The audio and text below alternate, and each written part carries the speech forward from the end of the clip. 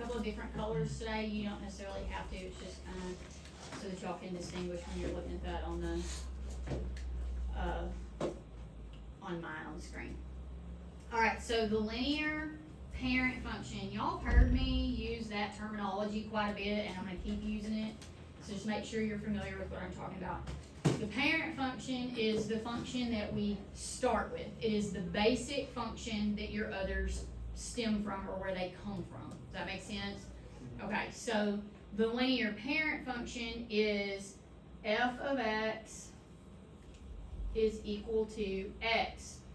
So when I have f of x is equal to x, and this is what is graphed here, then where is my y-intercept here?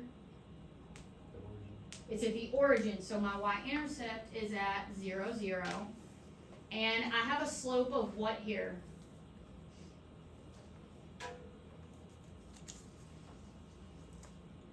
I have a slope of 1. Alright, so that is the parent function, and I already wrote it over here. The equation of that is f of x equals x, or it can also be written as y equals x.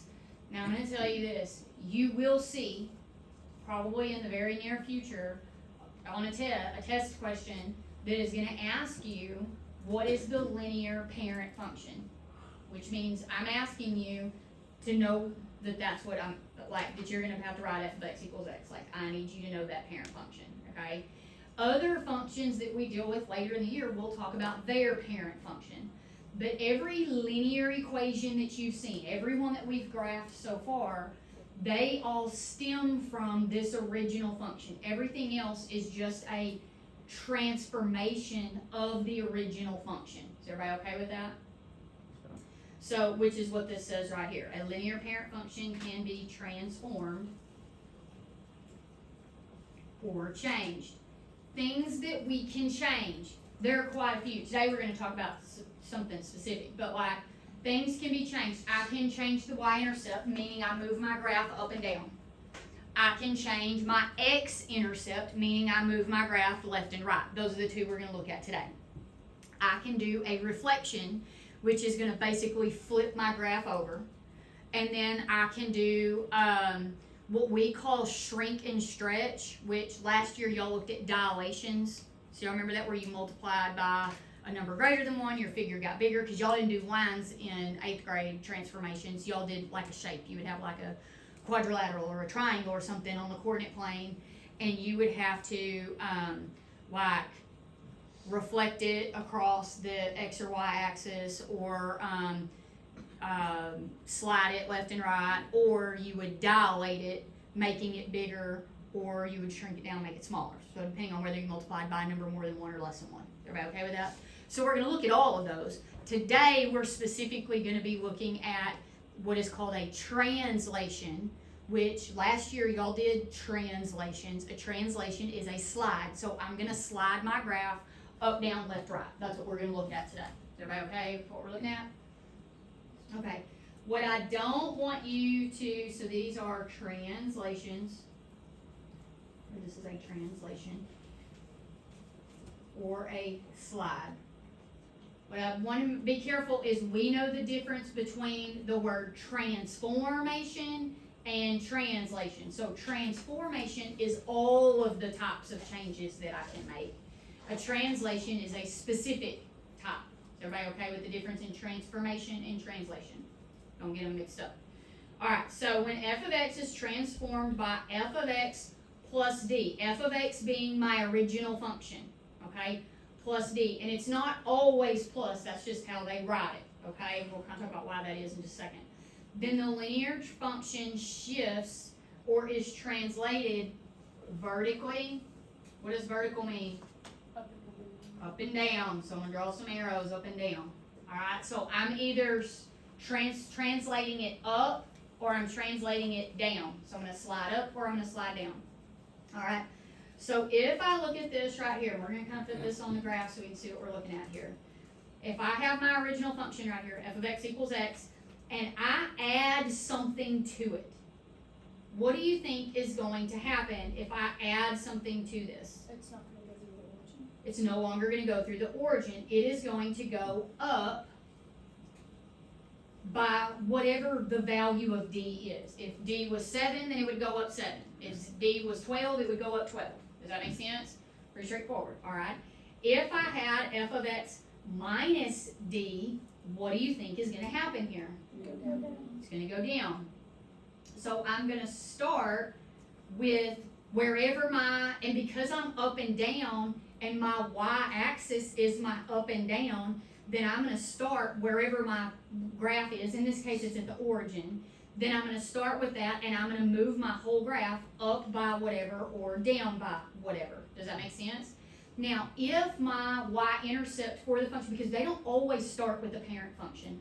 Most of the time in Algebra 1, we start at the parent function, which is at 0, 0.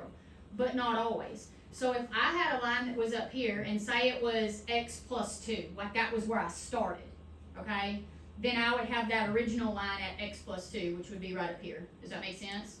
Okay, and then I added or subtracted, then I would still go to wherever that y-intercept is, and I would go up by however much, or I would go down by ever how much. Does that make sense? So, in this case today, we are starting with the parent function f of x equals x. But it doesn't always happen that way. So it's with whatever you start with, I'm still going to start with wherever my y-intercept is. If it's a translation up and down, then I'm going to take that y-intercept and I'm going to move it up by however much or down by ever how much. Does that make sense to everybody? Everybody okay? Okay. All right, so here they give me this function, and I'm relating it back to my parent that's up here. So you got to kind of go back and forth from up here to down here. All right, so g of x is my new function. Okay, so this is my new function, and my new function, the way that I get it is I take my old function, f of x, and I add 6 to it. Are we okay with that? So it's just kind of how you read this, because sometimes the biggest issue is just understanding what it says mathematically. So it says take my new function g of x, it is my old function plus 6. Everybody okay there? My old function, in this case, is the parent function. Everybody good there? Okay. So what is happening here verbally, if I'm going to describe what is happening, then I have a vertical translation, because I'm going to slide it. And I'm going to slide it which direction? Up 6 units. Now, do you want to have to write that out all the time? If I ask you what happens, do you want to have to write out vertical translation up 6 units? You want to write that out? Me neither. All right, y'all know me. I have a shorthand for everything. So if I have vertical, I'm going to use V for vertical. It's a translation, so T for translation. I'm going up, so I'm going to draw an arrow up, and then I'm going to put a 6 there. And that says the same thing to me. Does that work? Does that make sense to y'all, that shorthand way of writing that? Or because my Algebra 2 and my pre-calc kids use the exact same stuff. Transformations are the same no matter what type of function we have. So, and there are tons of types of functions. My pre-calc kids are responsible for like 20 different functions. But transformations are the same no matter what type of function I have. So the abbreviations we get to use are the same. So as long as we've learned them and we know what they are, we can use them over and over and over. All right. So if I take this and I'm going to put it on my graph, all right, and I'm starting here at my y-intercept, and I'm going to take this whole thing and I'm going to go up 6 units. So I'm going to take this current y-intercept and I'm going to go up 1, 2, 3, 4, 5, 6 units. My new y-intercept is up here at positive 6. Are we okay there? Did I change anything else in this graph? No. So I still have a slope of 1. So I can put my points on the graph, right? Because I didn't change anything. So here's my slope of 1, still there. I can put my new line on here. And this function's name is g of x. Are we okay there? That's its name?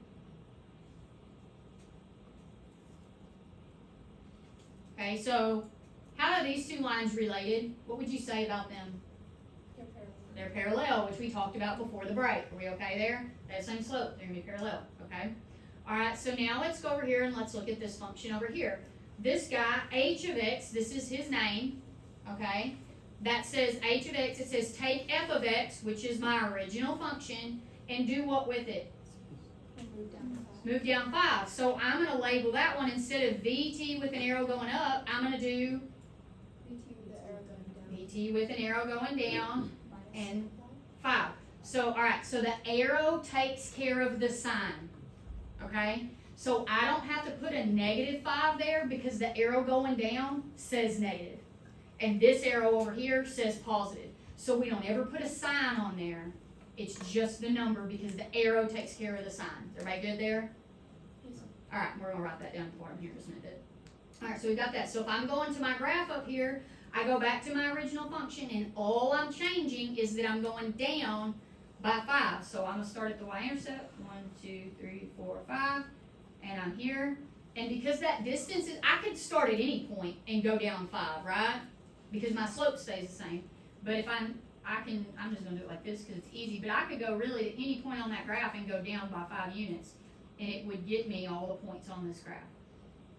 Because every point on this graph is 5 units below every point on this graph.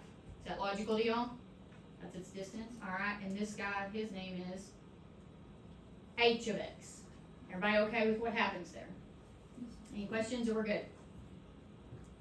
Okay. Alright, so down here, I've got Lewis and Cora, and this says Lewis graphed g of x is equal to f of x minus 4, and of course here's f of x, the original parent function, right here, because I started with f of x. Alright, and it says he graphed f of x minus 4. So, we're going to call this up here A and this B. So, which of these, A or B, is Lewis? B. B is Lewis. Are we okay with that? Alright, how would I write that transformation? My shorthand, how would I write that? VT down 4. Down 4. Very good. Alright, so I'm going to label Lewis's graph, and his graph is g of x, so I'm going to label this g of x. That's what they wanted me to do. Are we okay there? If I was going to write the equation of that, because this right here is the transformation, right? From here, I do this and I get this, right? Does that make sense? If I just wanted to write the equation of my new graph, g of x, how would I write the equation of that line? This line right here.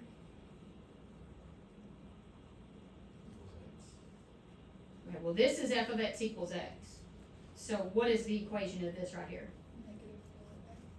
Okay, no, negative 4x is a multiplication. Did I multiply anything? Okay, what did I change here? What's the only thing that changed in my graph? The origin? Or the y-intercept? The y-intercept changed.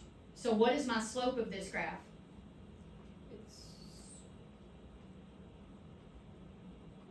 It's the slope of 1, right? So the only thing that changes, so it's no longer f of x equals x, it's x what? How do I get from here to here? Minus 4. So the new equation, g of x, is x minus 4. That's its equation. So this is the new equation. This shows the transformation. You'll see the difference in this is the transformation. It says take the old one, subtract 4. If I want the new equation, then I just write the new equation. Are we okay with how what those things mean? Yes? Okay. So this describes the transformation. It has the old and the new. But if I just want the equation for the new, then I can just go write that equation. Are we okay there? Alright. So then I have Cora down here, and it says Cora graph the second line. Obviously that's this one. And they want us to label hers h of x. So here we go. Here's her. H of x right here. And then they want me to fill in the blank to represent her equation. Alright, so before we write her equation, what is her transformation? It's From here to here. Up up 4. So I would write that as 4. with an arrow up 4, right? Are we right with that? Okay. So if I'm writing her new equation, what does her new equation look like? X plus 4. X plus 4. So h of x is equal to x plus 4. If they wanted me to write the transformation, then I would be writing h of x is equal to f of x plus 4. Does that make sense? But they didn't want the transformation, they want the equation. So the thing we have to read carefully is, what are they asking me for? Are they asking me for the equation, or are they asking me for the transformation? Because if they're asking me for the transformation, I have to have both the h of x and the f of x. x. If they want the equation, then I just want h of x equals whatever my new equation is. Everybody okay with the difference in those two things? Everybody good? Okay. Alright, so how do the slopes compare, and how do my y-intercepts compare of my original and my new equations? So what would we say about the slopes? They stay the same. The slopes stay the same, okay.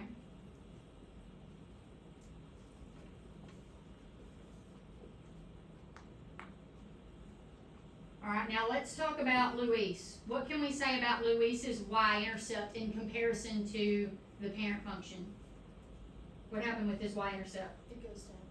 Okay, y-intercept went down. Okay, and what about, it went down 4. Alright, what about Cora's? What happened with her? It went up 4. Y-intercept went up 4. And personally, I think transformations are easier with linears than they are with what y'all had to do last year with your shapes. I think lines are way easier to deal with. Alright, so given, down here, given that f of x equals x, which is the, what's this called? The parent function. The parent function, good. Given that f of x equals x, that's parent function. Sophia is going to graph this function. P of x equals f of x minus 2. Remember, P of x is the new, f of x is the old, and the old equation was f of x equals x, right? Everybody okay there? Alright, minus 2. Describe the slope and the y-intercept of Sophia's line. What's going to happen with the slope? It stays the same. Okay. The slope will stay the same.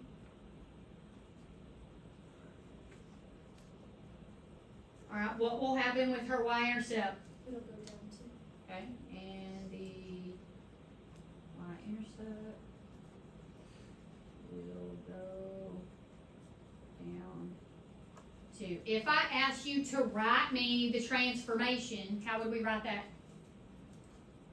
U2 down 2. Down 2. Very good. Everybody okay with that? If that's what I asked you to write? Because I am going to ask you to write those. Sometimes, like, they don't always ask you to write that, but I want you to write that because I want you to be really, really comfortable with it. Here's the other thing. I want you to kind of make this note, which I already said a while ago. The arrows take care of the sign. Meaning I don't have to write -2 there. I just say down 2. That's what I took care of there. Or I can use the word. Okay? Everybody alright with that? Anybody have a question about the front side so far? Or we're good? Alright, verticals are the easy ones. Horizontals are a little more tricky. Alright, so I'm going to have you write this over here, like I'm kind of turning my paper sideways.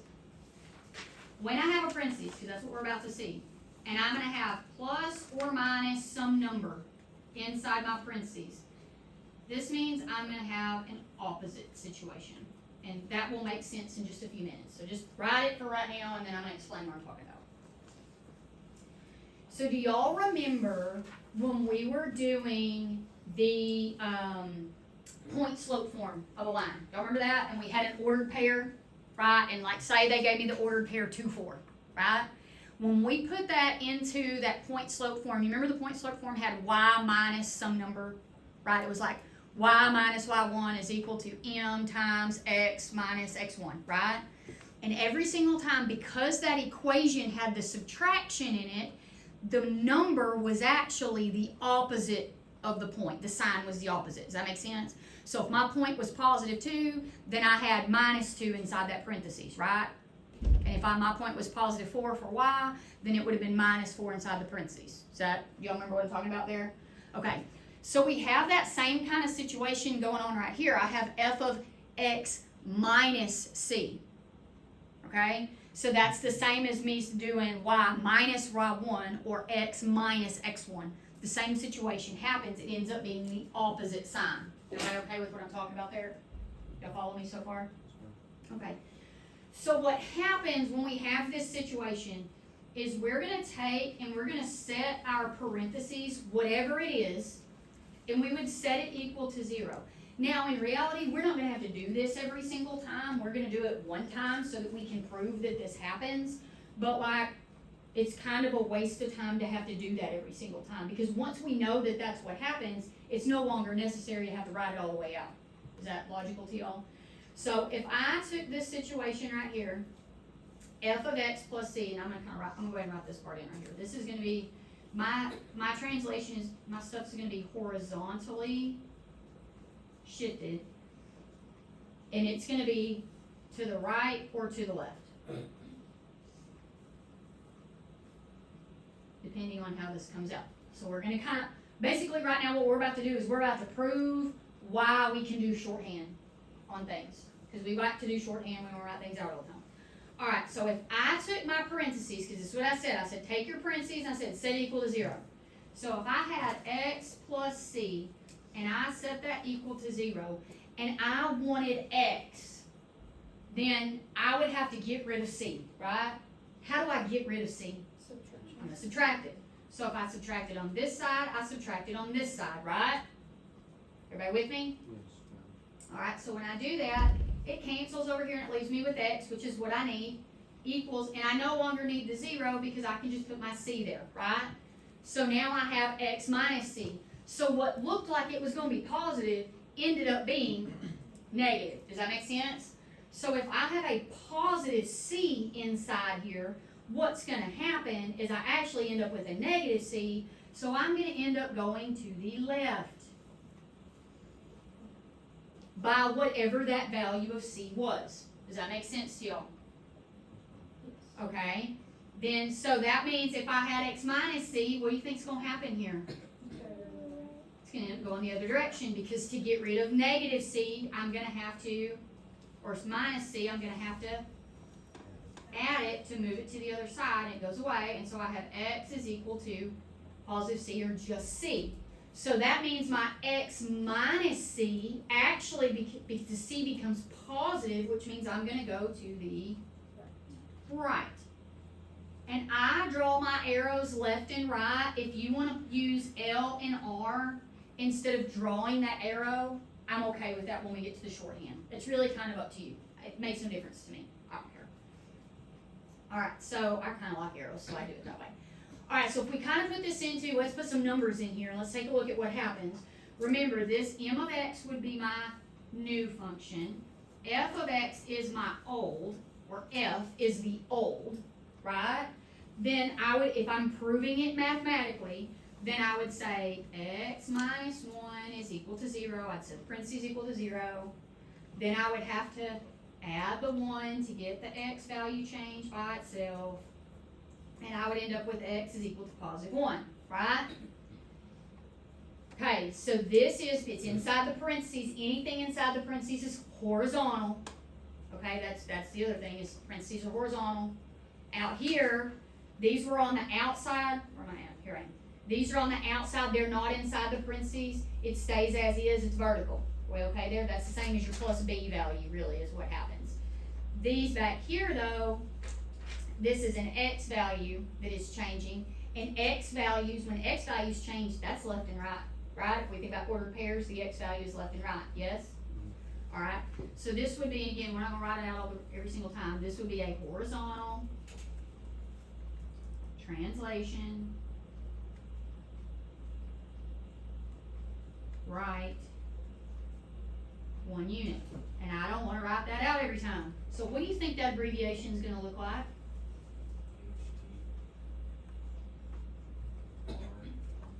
Yep. And you can use an R and the number, or you can draw an arrow to the right. I don't care, it doesn't matter to me. So you can either draw the arrow to the right, or you can put R1, and then if it was going the other direction, you could do HTL1, or you could do HT and draw your arrow going to the left. Doesn't matter which way you do that. Either one works for me, because I'm going to know what you're talking about. Now, somebody else might look at that and not have a clue what you're talking about, but I do, because that's how I like. I don't want to write all that out. Okay, so are we all right with that? So they want me to go put that on my graph. So a while ago, when I was doing a vertical translation, I took my graph and I went up and down the axis line, right? Because it was up and down. But I'm not looking at up and down, I'm looking at left and right, yes? So I'm still going to go to my intercept right here, because we're talking about an x-intercept change. Does that make sense? So my x value went to the right one. I didn't change anything else, so basically I'm taking every single point and I'm going to the right 1 unit. Does that make sense to y'all? So I could really put my pencil on any point on this graph and I could move over to the right one and it would give me all my new points. Okay there? Remember my original function was f of x here. My new guy's name is yum of x over here. Alright with that?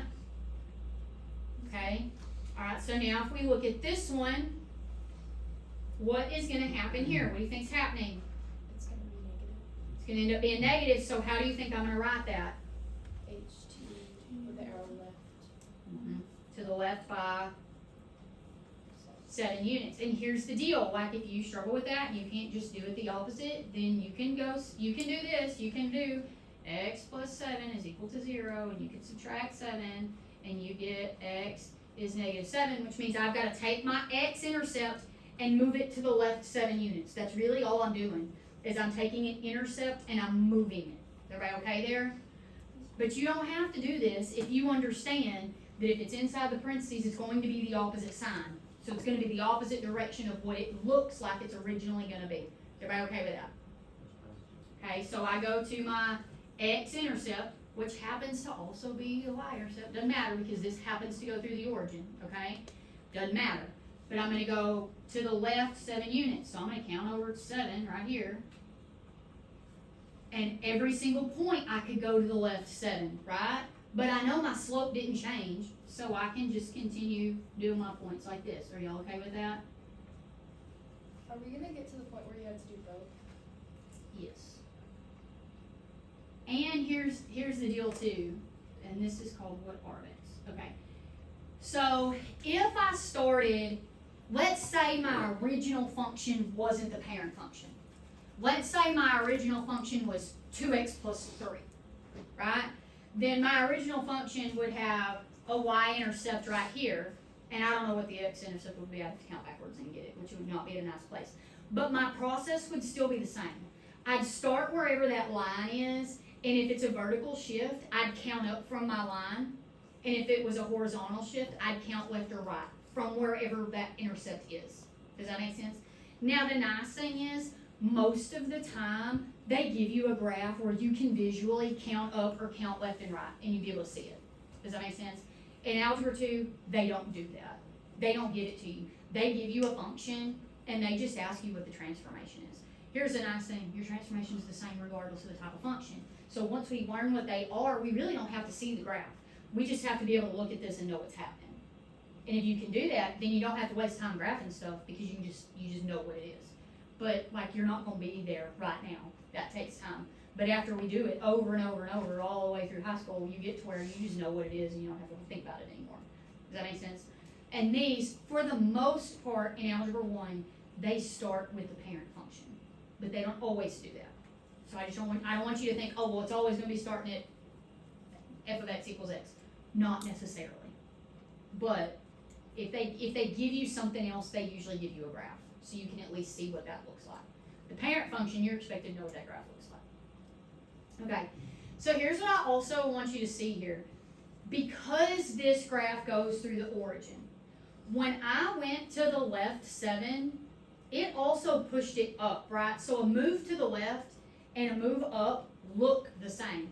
If I said, take your parent function, and I said, how would you compare this graph to this one? I could say one of two things. I could say the y-intercept went up to 7, right? That's a true statement, yes? I could also say the x-intercept went to the left 7, right? So those transformations look exactly the same. That would not necessarily be true if I had a function that wasn't the parent function to start with. Because that one, my intercepts are both at 0, 0. But if I had a function that wasn't the parent function, it would be a little bit easier to see, well, is it a vertical up or is it a horizontal to the left? Because visually they look very similar. So you have to be careful. Now here's the deal too. Most of the time with this, you're going to have an answer choice on a test, the way they would ask that. They can't put them both on there because they would both be correct, and there's not going to be two correct answers. Unless it was one of those questions that says check all that apply.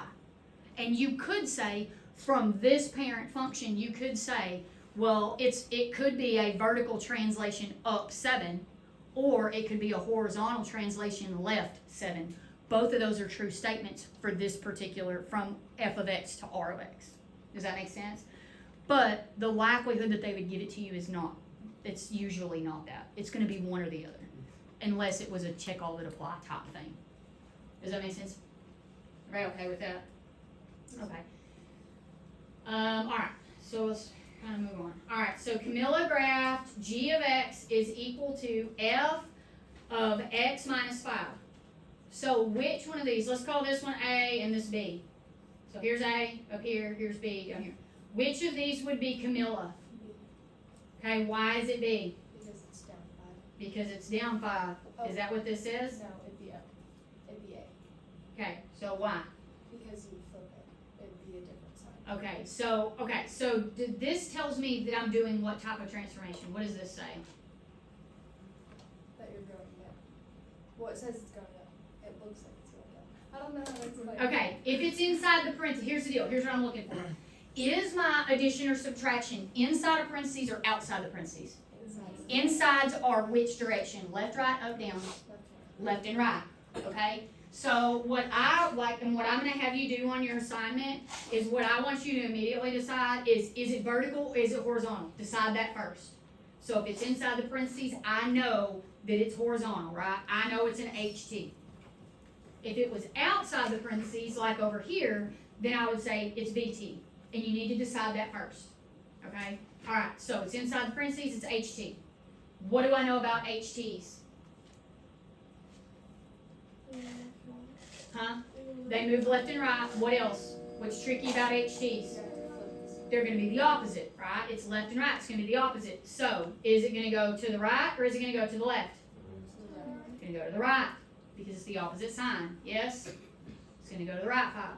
So, once I know which direction it's going, then I can go decide which of these it is. So, if I start here, which one of these is to the right 5? B, this one here. Does that make sense? So this is g of x. That's how we have to decide. So if you'll do this first, it makes that easier to decide that. Does that make sense? Okay. All right. So now I've got this other one here. Who's not here? Just Tori and Paisley. Yes. Is everybody else here? Okay. All right. So if I look at that next one. And it says she graphed the second one, which is clearly this one right here, because that's the only other one there is. How does this graph compare to this graph?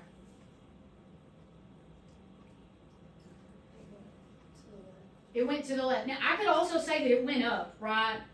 So you see how, like, this can be kind of tricky, but specifically since on this side we're talking about horizontal translations, we're going to talk about a left and a right, yes? So it went to the left by how many units? 5 units. All right, so I'm going to say it is an HT to the left 5. And like I said, if y'all want to use an L instead of an arrow, I don't care. Like, do what you want. What I'm not going to write is a negative 5 there. Everybody okay? All right, so if I went to the left 5, then they want me to write this. They want me to write the transformation. So they want me to write something that looks like this. So h of x means I'm taking my function f, right? And I'm taking my x value. And what happened to my x value from here to here? Yeah, it went to the left, which means I'm going to do the opposite sign, which is plus 5. Everybody okay with that? Now, that's different than writing the equation of that line. Because if I write the equation of that line, it says x plus 5, doesn't it? So on the inside of that, it looks like the equation of my line. So just make sure, like, you kind of understand, like, the way they ask you these can be kind of tricky. So you just have to be really careful and read what they're asking you for. Are we okay there? Are we good? Okay. All right, so this was, what we call it, HX. All right, HX. All right. So number 12. How do the slopes and the x-intercepts relate? So we kind of answered this question a while ago. How is the slopes of whoever we had? Who do we have this time? What are their names? Camilla and Ike. What do we know about their slopes in comparison to the original? That they were saying. Okay, slopes stay the same.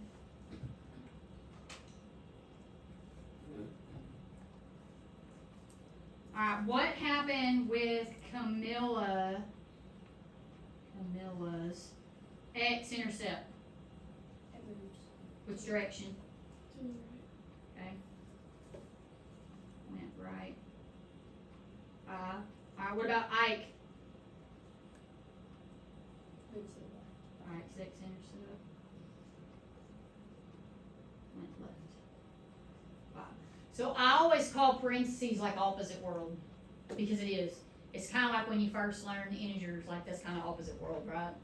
So anytime we're in a parentheses, one, it's going to be a horizontal, because today we're just looking at addition and subtraction. Tomorrow we're going to get into the multiplication, which has to do with the slope change. So today, these are x and y intercept changes. Tomorrow is going to be slope changes.